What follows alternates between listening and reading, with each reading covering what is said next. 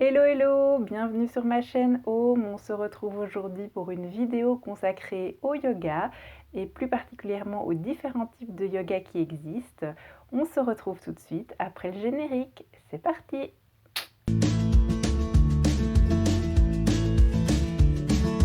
Gonna find my way back home, back to where I most belong.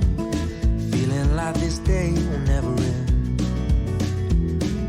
Heading about the place I roam, never feeling quite my own. Somehow get the feeling I don't fit in, but I know that I'll be coming home to you.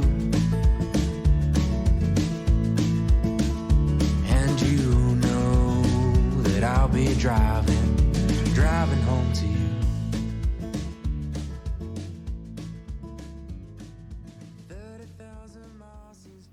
La première chose que j'ai envie de voir avec vous aujourd'hui, c'est l'origine du yoga. Parce que le yoga, pour le moment, est mangé à toutes les sauces. On en entend parler comme tantôt d'un cours de sport, tantôt comme une pratique de hippie. Et donc, j'avais vraiment envie de voir avec vous qu'est-ce que c'était le yoga et quelle était son origine. Alors, premièrement, le yoga, ça vient d'Inde. Le yoga, ça vient d'Inde et ça repose sur une tradition orale de maître à élève il y a plus de 5000 ans. On en retrouve les premières traces écrites dans les Védas aux environs de 2500 avant Jésus-Christ. Je dis environ parce que la date n'est pas précise, en fonction des sources, elle varie. Et donc ensuite, nous allons retrouver les traces du yoga écrites, j'entends bien, dans les Yoga Sutras de Patanjali. Les Yoga Sutras de Patanjali, c'est un recueil, une petite compilation probablement de plusieurs personnes qui, par 195 aphorismes, va reprendre tout, je dirais, le code déontologique et la pratique du yoga.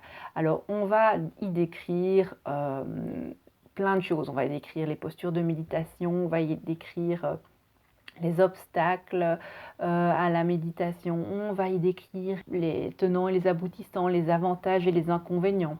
On va y trouver plein de choses. Et ces recueils de Patanjali sont divisés en 8 membres, ce que nous appelons les 8 membres de Patanjali. Et les 8 membres de Patanjali reprennent en fait 8 règles essentielles en yoga. Ces 8 règles sont les suivantes. Vous avez Niyama et Yama, qui sont les règles de savoir-vivre envers soi et envers les autres. Vous avez la méditation, Dhyana. Vous avez les postures, Asana. Vous avez le pranayama, qui est la respiration. Vous avez Dharana, la concentration. Pratyahara, le retrait des sens. Et enfin, le samadhi qui est l'aboutissement ultime, la communion avec le divin, je traduirai moi par la paix d'esprit. Voilà ce qu'est le yoga. Nous allons encore retrouver des traces au XVe siècle, cette fois de notre ère, dans les Hatha Yoga Pradipika. Et ces textes, eux, vont reprendre plusieurs choses. Ils vont reprendre des techniques de purification, ils vont reprendre des descriptions de postures, ils vont parler du pranayama, donc de la respiration. Et donc, nous allons avoir tous ces textes, en fait, qui vont être à l'origine du yoga, ou devrais-je dire des yogas. Alors, j'aimerais vous parler maintenant des 4 grandes lignées de yoga en Inde. Vous avez d'une part le Raja Yoga, c'est le yoga royal, le yoga décrit par Patanjali dans ses ouvrages dont nous avons parlé tout à l'heure. Vous avez le Bhakti Yoga. Le Bhakti Yoga, c'est le yoga de la dévotion. C'est ce yoga dans lequel nous allons retrouver pas mal de chants et des mantras. Donc les personnes qui font du yoga du chant vont quelque part faire du Bhakti Yoga. Vous avez le yoga Jnana, le Jnana Yoga, le yoga de la connaissance. Et vous avez enfin le Karma Yoga, le yoga de l'action. Ça, ce sont les 4 grandes voies de yoga en Inde. Je vous ai parlé des 4 voies en yoga en Inde. Eh bien, il y en a une cinquième. Une cinquième, en fait, qui s'appelle simplement yoga intégral ou Purana Yoga et qui reprend en fait les 4 autres yogas. C'est un yoga qui, comme son nom l'indique, intégral, part du principe que pour être yogi et faire du yoga, être yoga, il faut pouvoir faire tous les yogas.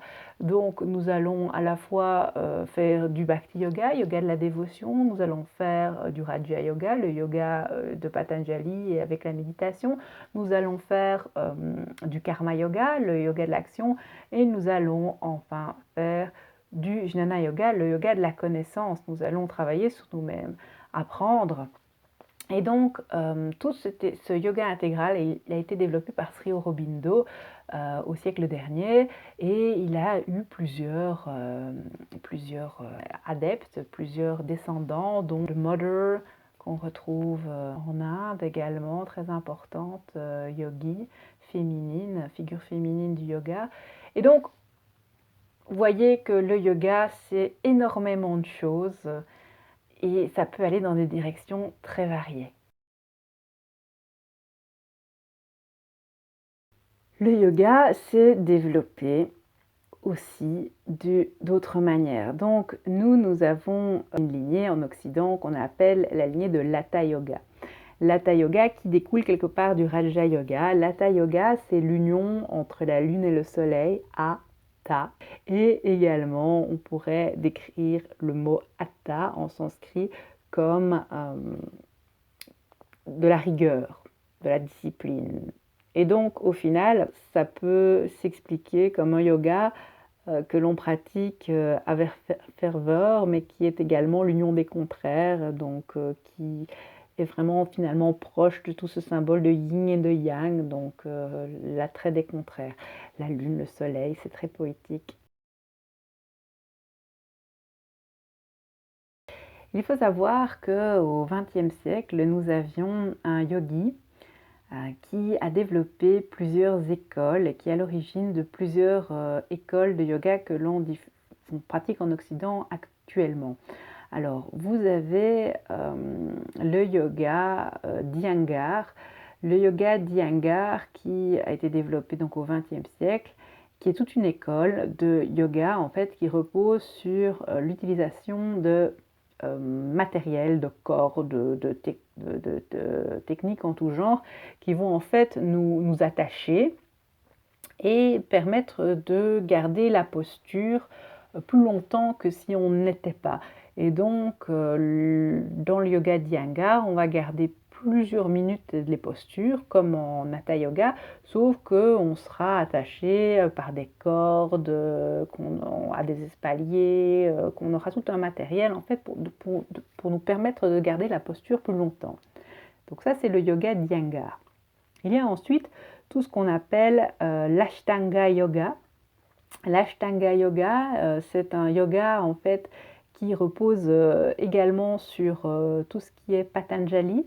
Donc il se base aussi sur les Yoga Sutras de Patanjali, mais à la différence de l'Hatha Yoga, dans l'Ashtanga, on va faire tous des enchaînements, on fera plus ou moins une cinquantaine de postures en 1h30 et tout va aller très vite. Donc c'est un yoga dynamique où on enchaîne les postures et on refait systématiquement les mêmes enchaînements pour se perfectionner dans ces enchaînements.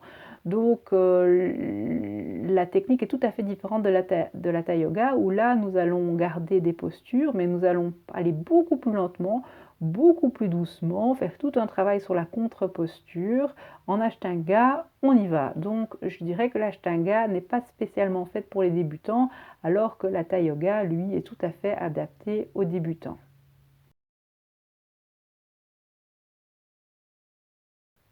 Alors, vous avez enfin le Vinyasa Yoga. Le Vinyasa Yoga qui est issu de l'Ashtanga Yoga. Et le Vinyasa Yoga, c'est un peu le même principe qu'en Ashtanga. On fait des enchaînements, à la différence que les enchaînements ne vont pas être fixes, mais vont être variables en fonction du professeur. Mais ça restera un yoga très dynamique avec tout un exercice de respiration lié aux postures. Et donc, ça reste plus dynamique que l'Hatha Yoga également.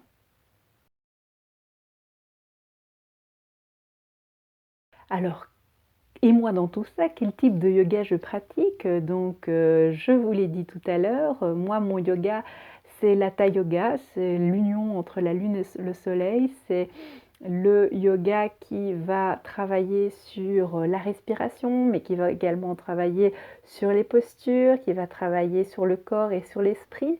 C'est un yoga qui va commencer toujours, en tout cas comme moi je l'enseigne, par des exercices de pranayama ou de méditation, suivis de postures. Nous allons faire plus ou moins une quinzaine, voire 20 postures au maximum par séance. Et nous allons terminer par une relaxation. Alors, les postures que nous ferons seront toujours faites de manière très douce, posture contre posture, dans des enchaînements sur des thèmes variés. Alors, moi, j'aime bien travailler donc par thème. Ce sera des séances sur le chakra ou sur la libération de certaines émotions. Ça peut être des séances sur le yoga du dos, qui est ma spécialité. Je me suis vraiment spécialisée dans tout ce qui était douleurs lombaires et donc je vous propose des séances qui permettent de dégager toutes vos douleurs. Ça peut être vraiment des thèmes très, très intéressants. On peut travailler sur l'équilibre également. Ça, c'est intéressant avec des personnes voilà, qui ont eu des accidents, souffrent d'équilibre ou encore des personnes âgées. Nous pouvons vraiment adapter en fait les séances en fonction des besoins des élèves. Et donc, la volonté de mon yoga sera vraiment un yoga ouvert aux débutants. Et ce que je veux quand vous arrivez à ma séance, et surtout quand vous partiez de ma séance, c'est que vous arriviez dans un cadre bienveillant qui va vous permettre de vous décharger de tout votre stress et de toute votre anxiété. Et que quand vous sortiez de ma séance, vous soyez complètement zen sur un petit nuage, prêt à vous endormir, prêt et prête à vous endormir. Voilà, donc le yoga, la Hatha yoga que je pratique est vraiment un yoga magnifique pour décharger sa charge mentale. Alors je pratique également le yoga nidra. Ce sont des séances spécifiques, donc je vous préviendrai toujours en cas de yoga nidra. Le yoga nidra, c'est donc ce yoga du sommeil où nous allons nous plonger dans un état proche de l'hypnose pendant 1 heure où je vais vous lire un texte bien spécifique qui va nous permettre de voyager par la pensée, de libérer nos émotions et donc qui est également très intéressant pour décharger sa charge mentale et travailler sa pensée positive avec le Sankalpa. Et donc au niveau neurosciences, on a vraiment reconnu les bienfaits de pratiques telles que le yoga nidra.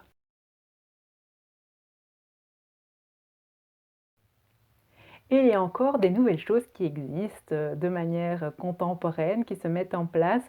Donc je parlais du Beer Yoga tout à l'heure, nous avons des choses complètement étranges aussi, comme le Bikram Yoga qui a commencé aux États-Unis, où là, ça consiste en surchauffer une pièce mais genre en mode sauna et à faire du yoga en maillot de bain, l'idée étant de reconstituer les conditions atmosphériques de l'Inde, mais c'est pas spécialement une bonne idée pour la respiration justement. Il vaut mieux le faire dans un endroit aéré et non surchauffé. Et même en Inde, lorsqu'on pratique le yoga, on le pratique à des heures où il ne fait pas trop chaud, avec des ventilateurs pour éviter de suffoquer. Donc voilà, ça c'est des nouvelles choses qui apparaissent. Il y aura probablement encore des différentes versions de yoga qui vont apparaître avec le temps, des nouvelles variantes. Donc nous verrons ce que cela donne. Mais là, comme ça vous donne un aperçu de tout ce qui existe pour le moment comme type de yoga. Et bien voilà, il est déjà temps de se quitter. J'espère que vous avez maintenant un bon aperçu de ce qu'est le yoga et quels sont les différents types de yoga qui existent et celui que je pratique. Vous n'hésitez pas, si ça vous intéresse de suivre des cours avec moi, d'aller faire un tour sur ma page Facebook G-Yoga ou sur mon site Home. Toutes les coordonnées seront en dessous de cette vidéo. Vous n'hésitez pas à la liker, à partager, à commenter. On se retrouve bientôt pour une nouvelle vidéo. Ciao ciao!